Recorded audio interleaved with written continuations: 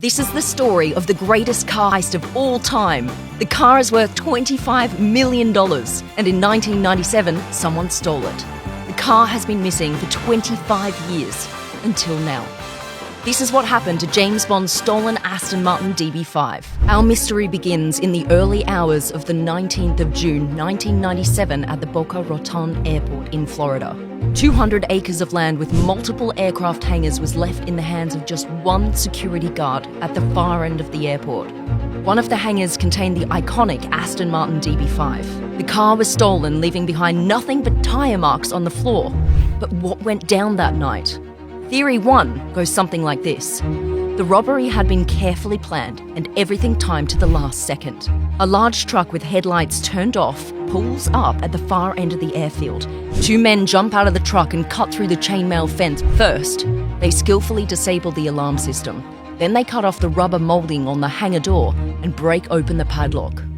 And there she is, the jackpot, the Aston Martin DB5, chassis number DP2161. Without wasting any time, the thieves load the car into the truck. Handbrake still on, they leave the scene with no evidence of a robbery except the tyre marks on the floor.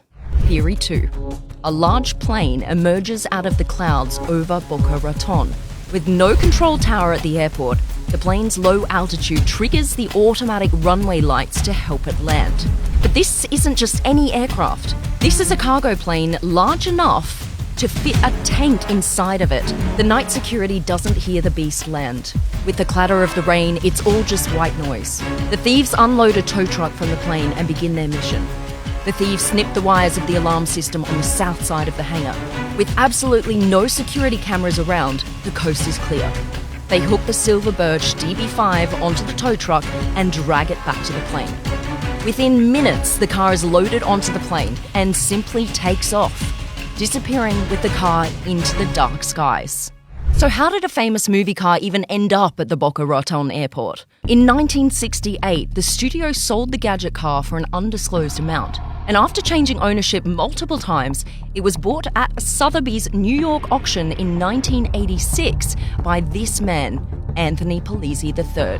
Polizzi owned the DB5 for over a decade and kept it in a private hangar where he thought it was safe. So who did it? This leads us to suspect number 1, Anthony Polizzi himself. Polizzi insured the car for $4.2 million, well above what the car was worth at the time, according to experts. And when the car went missing, the insurance company paid him the car's full insured amount. Many people suggested that after paying someone to steal his car, Polizzi had it dumped in the Atlantic Ocean so no one would ever find it. But Polizzi defended himself, saying that if he needed money, he could have just sold the car, and after an investigation, he was ruled out. The second theory of the heist suggests suspect 2 is someone from the criminal underworld with access to an illegal cargo carrier.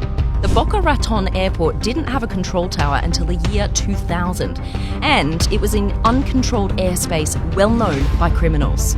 But that brings us to the big question: where is the car now?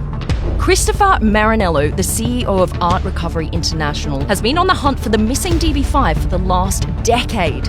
In December 2021, news broke that the car was spotted in a private setting somewhere in the Middle East, and the witness was able to match the exact chassis number to the vehicle. However, Marinello believes the collector didn't know the car was stolen at the time it was bought, and is hopeful that he or she will come forward willingly.